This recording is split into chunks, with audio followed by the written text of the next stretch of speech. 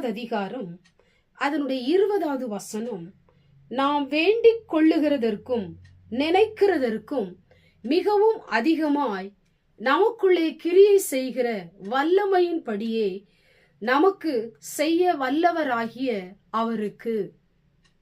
எனக்கு அன்பான தேவ பிள்ளைகளே, நீங்கள் நினைப்பதற்கும் வேண்டுவதற்கும் அதிகமான அற்புதங்களை கர்த்தர் உங்க வாழ்க்கையில செய்ய போகிறார்.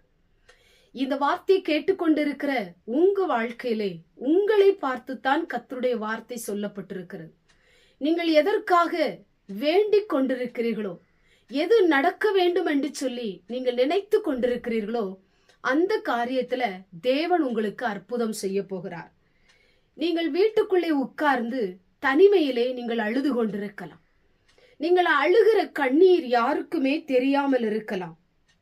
ஒருவேளை மனுஷனுக்கு தெரியாவிட்டாலும் கர்த்தர் உங்களுடைய அழுகையின் பெருமூச்சை கேட்கிற தேவன். இந்த காரியத்திற்காக நான் ஜெபிக்கிறேன் ஆண்டவரே, இந்த காரியம் எனக்கு நடக்க வேண்டும். அநேக நாட்களாய் நான் ஜெபித்து கொண்டிருக்கிறேனே, எனக்கு ஒரு அற்புதம் செய்ய மாட்டீங்களா? எத்தனை நாட்கள் நீங்கள் அழுது ஜெபம் பண்ணி இருப்பீர்கள். உங்க பெருமூச்சியின் சத்தத்தை அவர் கேட்டு, ஆண்டவர் உங்களுடைய அழுகையை அறிந்த தேவன், உங்களுடைய இருதயத்தை புரிந்த தேவன், உங்களுக்கு ஆண்டவர் அற்புதம் செய்ய போகிறார். நீங்கள் நினைத்து கூட பார்க்காத ஒரு அற்புதத்தை கர்த்தர் உங்க வாழ்க்கையில செய்ய போகிறார். அது எதன வேணாலும் நடக்கலாம்.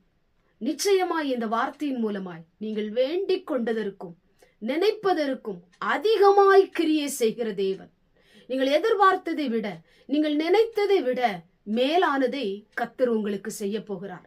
நிச்சயம் உங்களுடைய காரியங்களிலே ஒரு அற்புதத்தை ஆண்டவர் செய்வதற்கு அவர் வல்லமை உள்ளவராயிருக்கிறார். இந்த வசனத்தின்படியே உங்க வாழ்க்கையில ஆண்டவர் அற்புதம் செய்வார். கண்களை மூடி ஜெபம் பண்ணுவோம். எங்கள் பரிசுத்தம் உள்ள நல்ல பிதாவே, இந்த வார்த்தையை கேட்டுக்கொண்டிருக்கிற எத்தனை பிள்ளைகள் அழுது பெருமூச்சை விட்டு ஜெபித்து கொண்டிருக்கலாம். நினைச்சதை விட, எதிர்பார்த்தை விட அதிகமா உங்க வாழ்க்கையில் செய்ய போகிற தயவுக்காய் ஸ்தோத்திரம். இந்த வார்த்தையை கேட்டுக்கொண்டிருக்கிற ஒவ்வொருவருக்கும் நன்மையான காரியங்களை ஆண்டவர் கைகூடி வரப்பண்ணும். இயேசுவின் மூலம் ஜெபிக்கிறோம் பிதாவே, ஆமென்.